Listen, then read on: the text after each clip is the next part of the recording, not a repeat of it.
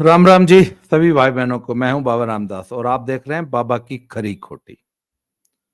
तो आज साहब विनेश फोगाट अपना ओलंपिक अभियान समाप्त करके स्वदेश लौट आई। अब पिछले 10 दिनों से जब से उनकी कुश्ती खत्म हुई है, वहां पेरिस में क्या कर रही थी ना तो किसी ने पूछा ना उनको उन्होंने बताने की जरूरत समझी। हाँ, मैंने जरूर पूछा कि भैया टीम के साथ क्यों नहीं लौटी, तो उन्होंने कहा जी वो छुट्टा सांड है, वो हमारे साथ कोई मतलब ही नहीं है, टीम के साथ कोई मतलब ही नहीं है। तो चीफ कोच या कोई भी आईओए का ऑफिशियल या डब्ल्यूएफआई का कोई भी ऑफिशियल या टीम के जो साथ जो लोग गए थे उसमें से कोई भी ये बताने की स्थिति में नहीं था कि विनेश फोगाट कहाँ है, टीम के साथ क्यों स्वदेश नहीं लौटी, पेरिस में अब तक क्या कर रही थी। खैर साहब आज लौट आई। आज की सबसे बड़ी खासियत ये रही कि उनका एक विजेता की तरह स्वागत किया गया। अच्छी बात है, करना चाहिए। सबसे मजेदार बात यह है कि दीपेंद्र हुड्डा ओपन खुली जीप में ऊपर छत पे बैठ के उनको एयरपोर्ट से रिसीव करके उनके गांव तक लेके आए। इसमें भी कोई बुराई नहीं है, पर कहने का मतलब है आज ये कांग्रेस पार्टी का आयोजन था और कांग्रेस पार्टी जो है उसने एक पॉलिसी अपनाई कि जी अब नाचना ही है तो फिर क्या घूंघट काटना, तो घूंघट ठा के नाचो। तो कांग्रेस पार्टी आज खुल के मैदान में आ गई।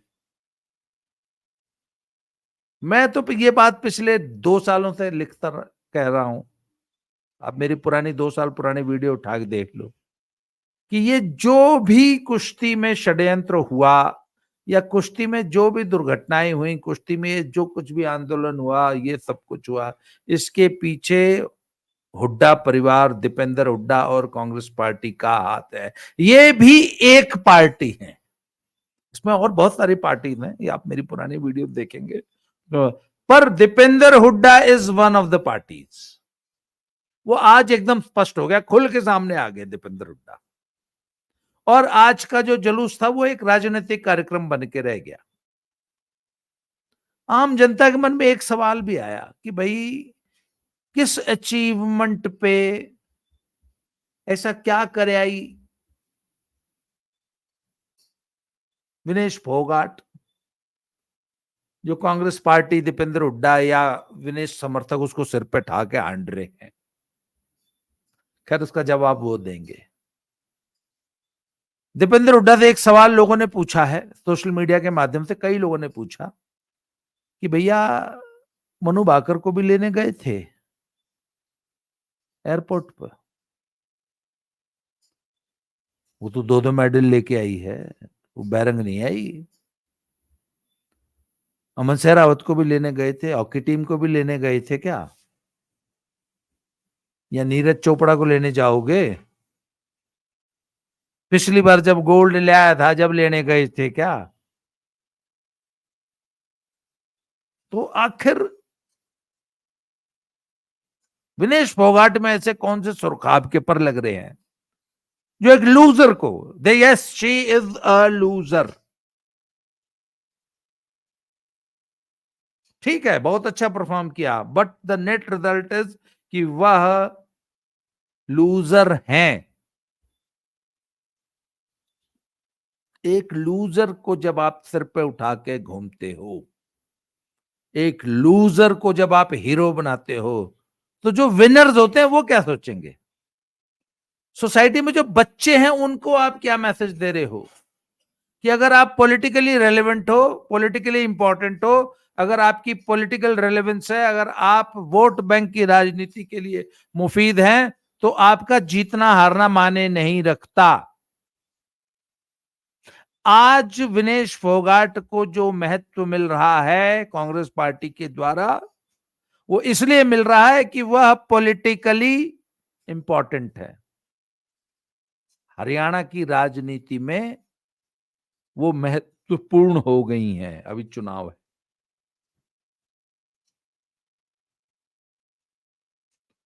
और एक सवाल सोशल मीडिया पे आज सारा दिन चलता रहा कि नए बच्चों को क्या मैसेज दिया जा रहा है कि जीतना हारना इंपॉर्टेंट नहीं है, पॉलिटिकली रेलेवेंट होना ज्यादा इंपॉर्टेंट है, हार जीत से फर्क नहीं पड़ता। किसी ने ये नहीं पूछा कि आखिर ये गफलत क्यों हुई, ये जो डिबैकल हुआ ये क्यों हुआ, पोडियम तक पहुंच के भी बैरंग क्यों आना पड़ा, किसकी गलती थी।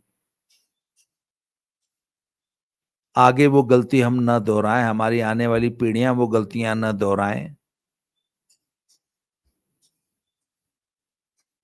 ये सवाल पूछे जाने चाहिए। जिंदा कौमें सवाल पूछती हैं।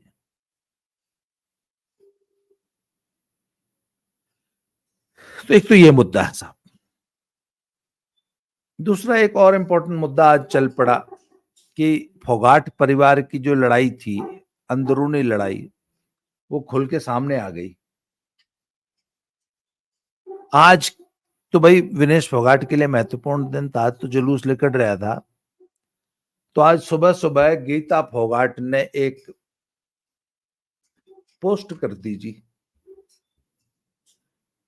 गीता फोगाट लिखती हैं, कर्मों का फल सीधा सा है,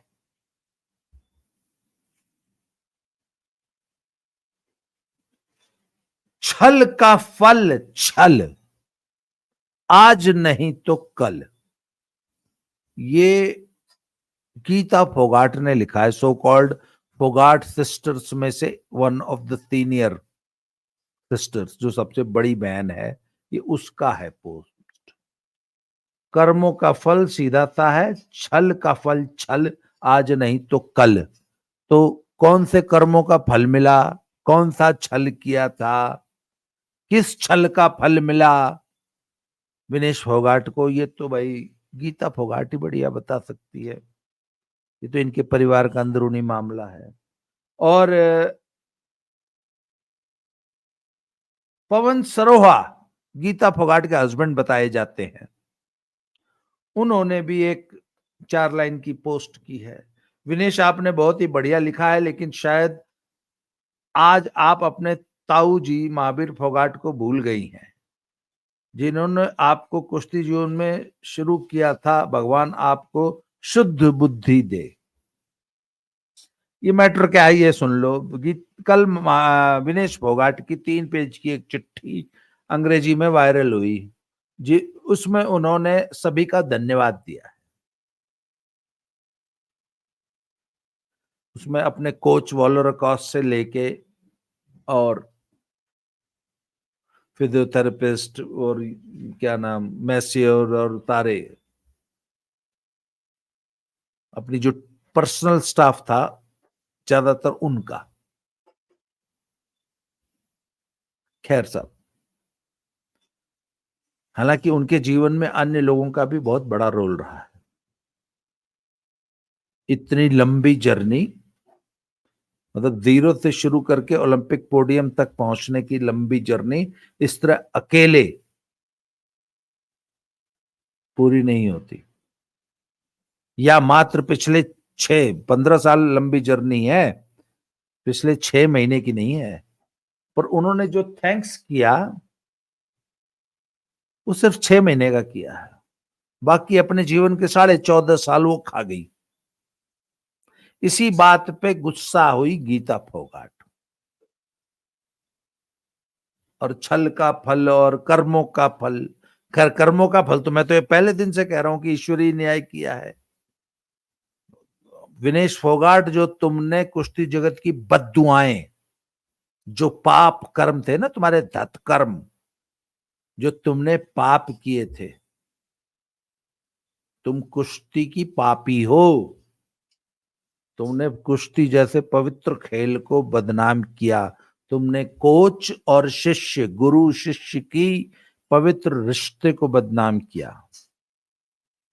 तुम इतनी बड़ी एहसान फरामोश हो कि जिन लोगों ने तुमको यहां तक पहुंचाया, तुमने उनके ऊपर गंदे घिनौने झूठे आरोप लगाए। जिन्होंने तुमको अपनी बेटी की तरह पाला, तुमने उनके ऊपर गंदे घिनौने छोटे आरोप लगाए। तो मेरा तो यह मानना है कि ईश्वर ने तुम्हारे साथ न्याय किया। अगर तुम्हारा मेडल आ जाता ना तो बहुत से लोगों को ईश्वर से भरोसा उड़ जाता कि इतने गंदे, इतने घटिया, इतने गलीच, इतने घिनौने जीव को भी आपने ये फल दे दिया, इतना बड़ा फल, ओलंपिक का गोल्ड। बहुत से लोगों का भगवान से विश्वास उड़ जाता कि इतने घिनौने आदमी को भी भगवान इतना कुछ दे सकता है। और जिस दिन आपका मेडल नहीं आया ना, आप डिस्क्वालीफाई होगी, बहुत से लोगों ने रिलीफ हुआ, उनको शुक्र है। अगर आपको मेडल मिल जाता ना तो वाकई लोग भगवान पे शक करने लगते कि यार भगवान तो बड़ा अजीब सा है। आज हमें लग गया कि नहीं, ईश्वरीय सत्ता कोई है जो ऊपर बैठ के सब चला रही है, और उस ईश्वरीय सत्ता, उस दुनिया में आपके जैसे गंदे, घिनौने, घटिया लोगों की कोई जगह नहीं है।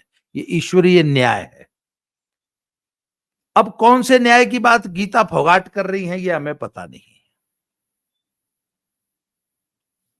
एक बात और आपको और बता दूं, पिछले साल की बात है, मैं जब इन्वेस्टिगेट कर रहा था कि भैया लखनऊ हॉस्टल में आखिर ऐसा क्या होता था, साई हॉस्टल में, जो ये इस प्रकार के गंदे घिनौने आरोप लगाए गए और हजारों लड़कियों को बदनाम किया गया कि वहां पर तो सिर्फ लड़की सप्लाई होने के अलावा कोई काम ही नहीं था। ऐसे ऐसे जब आरोप लगाए गए तो मैंने बाकायदा जांच की, बहुत सारी महिला कोचेस से बात की, बहुत सारी पहलवानों से बात की, बहुत सारे साई के स्टाफ से बात की। कई लोगों ने मुझे खुद फोन कर करके सूचित किया। तो एक बात मुझे समझ में आई कि एक बार ये कहीं बाहर गई थी खेलने, तो वहां का जो स्टाफ था ना, आपस में जो साई का स्टाफ था, कौन सा स्टाफ, जो खाना बनाता है, जो सफाई करता है, या जो जैनिटर है, या जो रूम की सफाई करते हैं, या छोटी बच्चियां या जूनियर बच्चे, उनकी आपस में वो सब इसको ऐसी बद्दुआएं देते, हे भगवान इसका मेडल ना आ जाए। पुरानी बात है ये, आज से 4-5 साल पुरानी। पता है क्यों?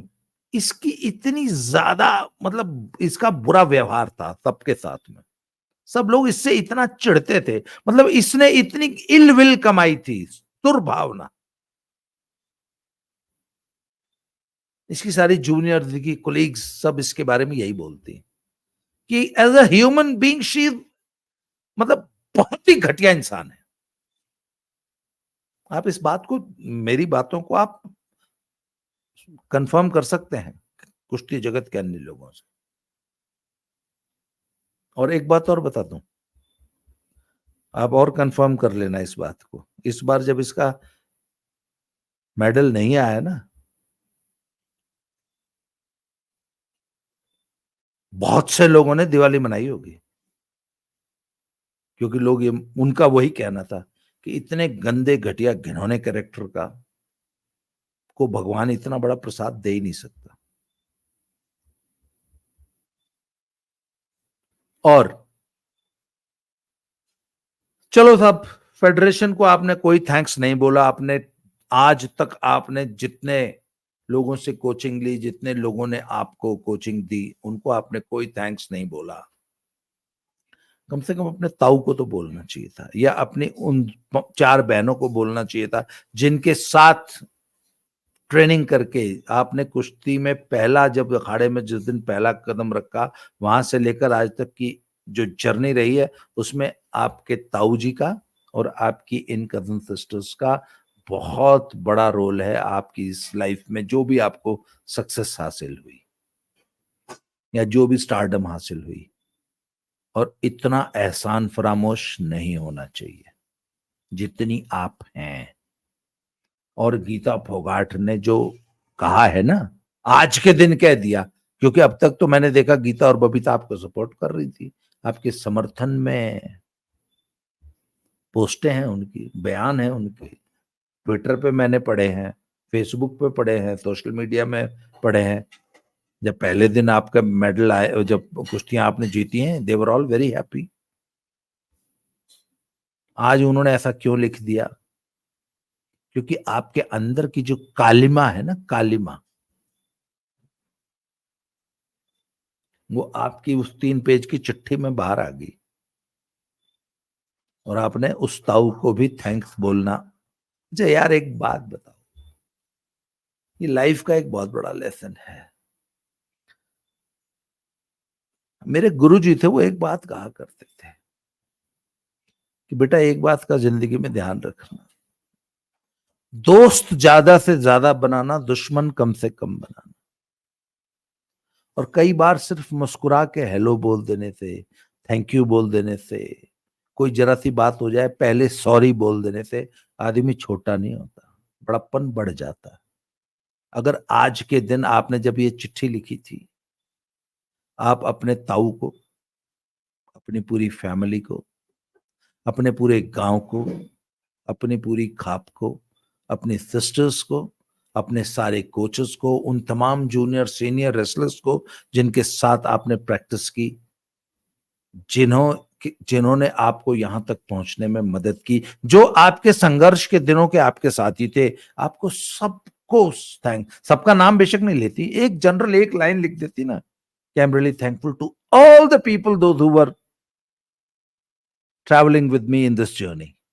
मेरे साथ इस कठिन यात्रा में जितने भी लोग, और वो तमाम राष्ट्रीय अंतर्राष्ट्रीय खिलाड़ी, विदेशों के भी, आप कहीं बाहर विदेश ट्रेनिंग करने गई थी तो कोई आपके साथ प्रैक्टिस करता होगा ना। आपके जिस हॉल में आप प्रैक्टिस करती थी हंगरी में या कहीं यूएस में, उस हॉल की सफाई करने एक कोई व्यक्ति आता होगा ना सुबह सुबह, आपका मैट एकदम साफ करके जाता होगा, उसको भी थैंक्स बनता है। इसको कहते हैं बड़प्पन। आई एम सॉरी टू से, आप बहुत छोटे दिल की निकल गई। आज के दिन कम से कम आपको यह बड़प्पन दिखाना चाहिए था, इससे आपका देश में दुनिया में मान बढ़ता। तो आपको सिर्फ एक लाइन ही तो ऐड करनी थी, कुछ चंद दो चार लोगों के नाम ऐड करने थे, पर आपके अंदर का जो कलुष है ना, कलुष, वो आपको कभी सीधे रास्ते पे ले ली जाएगा। मेरे जैसे लोग, मैं बात तो कड़वी करता हूं, पर अगर खुले मन से आप मेरी बात सुनेंगे ना तो आपको समझ में आएगा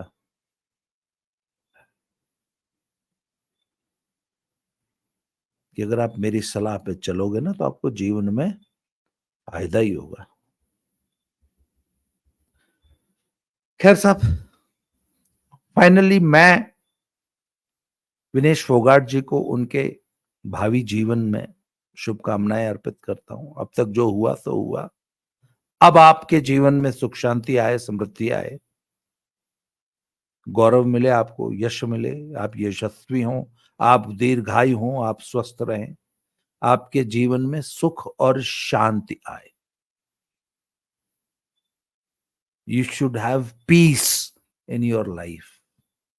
और मैं आपको एक और बढ़िया सलाह देता हूं, आप सुबह प्राणायाम करना शुरू करो। इससे आपको आपके अंदर की जो जो जो हलचल मची हुई है ना आपकी बॉडी में, आपके सिस्टम में, उसको क्लींस करने में प्राणायाम बहुत मदद करता है। रोज सुबह उठ के शांत माहौल में लंबी लंबी गहरी सांस लेके उद्गीत कपालभाति अनुलोम विलोम कीजिए, आपको रिलीफ मिलेगा, आपको मानसिक शांति मिलेगी। इस वक्त आपको सबसे ज्यादा जिस चीज की जरूरत है वो मानसिक शांति की है। आज के लिए इस वीडियो में इतना ही, अगले वीडियो में फिर से मिलते हैं। Thank you very much.